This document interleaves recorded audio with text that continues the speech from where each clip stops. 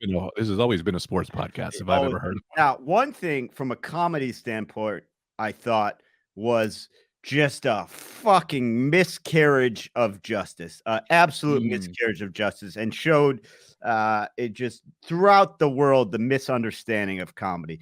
There was a beautiful ad. Couldn't tell you what it was for. Maybe Toyota. I think Toyota.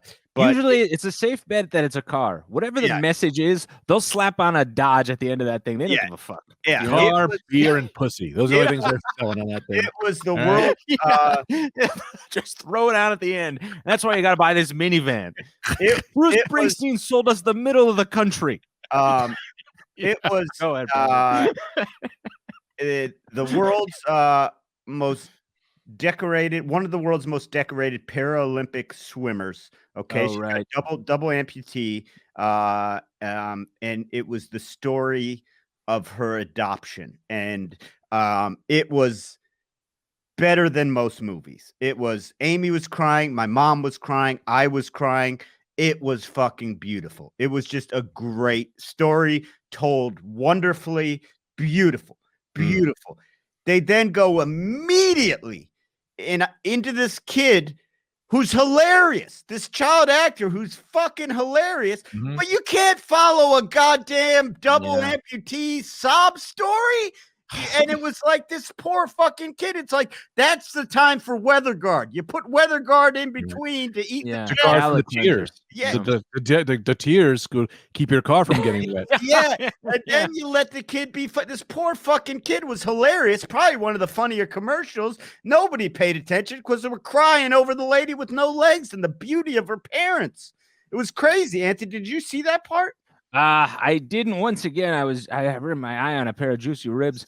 But I will say I got a twofold for this. But I see Greg is foaming at the mouth to get in there. I want to get him in there. Oh no, you go. I'm just stroking my new beard. Oh, okay. So I had a twofold with it. I did not see that. I saw Swimmer. That thing. It's rib haze. That thing.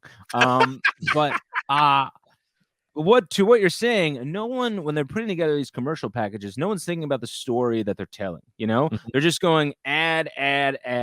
No one's going right for this section. We're gonna build a narrative with what we've got. What do we have? We have a bunch of beer commercials. We've got the general.com and we've got WeatherTech. But these don't go together. You know what I mean? Like you need to you assemble the pieces a little better. Through line. There's gonna be a through line. I actually agree with you. Yeah. I don't know if you're being funny. As the first I'm coming to this as like an idea. And then the second thing, I've never seen a commercial which piggybacks off the other commercial. You know what I mean? Like a group that goes, look, you're Dodge. I'm a sock company.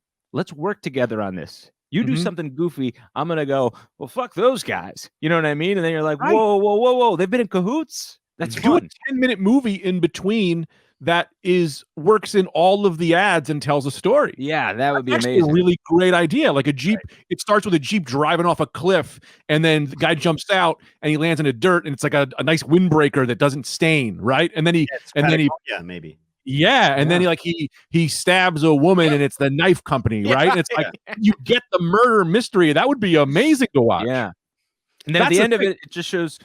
Tune in for the next episode of Clarice on CBS. It's like, it was the show the whole time. They pushed Clarice, Greg.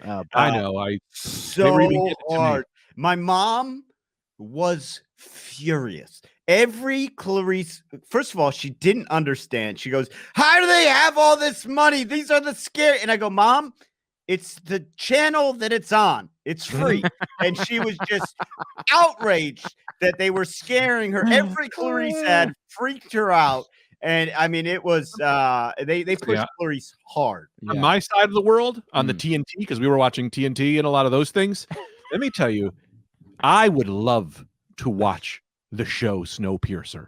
But my God, they are pushing it so hard that I feel like this girl might have herpes. I'm like, Snowpiercer is, why do you want me so bad? Like the show looks good, but it's every 3 seconds they're like, you got to watch Snowpiercer. And I'm like, you're pushing me away now. Now I don't want to be involved. I'll tell you what, man, I took the bait, and that's time I can never get back. And I like the movie Snowpiercer, but the movie. The show's no bueno. The show kind of stinks. The show, you'll go because it's on. Sometimes if it's on like TNT or like USA, you go.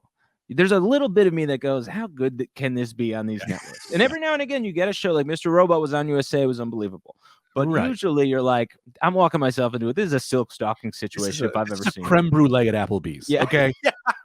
How French is this? Yeah. Exactly. But I go, I love the movie. I like this guy in Hamilton. The commercials, they've got me. All right. I'm in. Yeah. I'm in. Let's do it. Snowpierce me.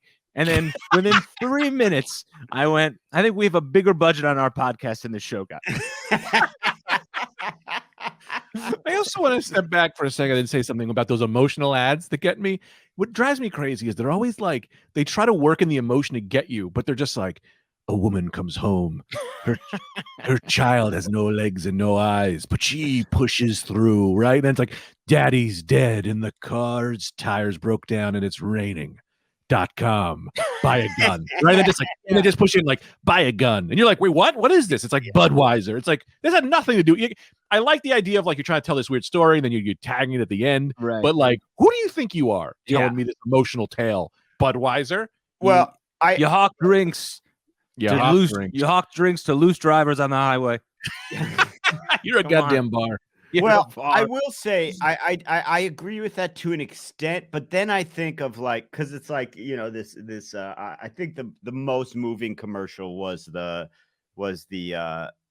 Paralympic athlete, and I will say I agree, but also if it weren't for Toyota, I never would have heard of her. So like it is, you are using. But you don't have to hear about everything. No, you know? What are you talking about? That's like something my mom says. Jesus Christ. I mean, everyone's got a sob story, you know? I'm not going to hear all of them. Jesus. You never would have heard of her. So what? She probably lives. She's fine. Who cares? Well, no, it was just a beautiful adoption story because it was like she was adopted and they told her parents like, there's a problem with the baby you were going to adopt. You're probably not going to want her. And her mom was like, you know, oh, we want her more or some shit like Who's that. doing that? Who's looking at a half? She might never walk, but this girl's gonna learn to swim. God damn it. Yeah. Who's looking at a half baby and trying to throw a discount out? You know, who's going? You got a half kid coming. You're probably not going to want it. You know, it's like, what, man? Does it got a brain? Barely.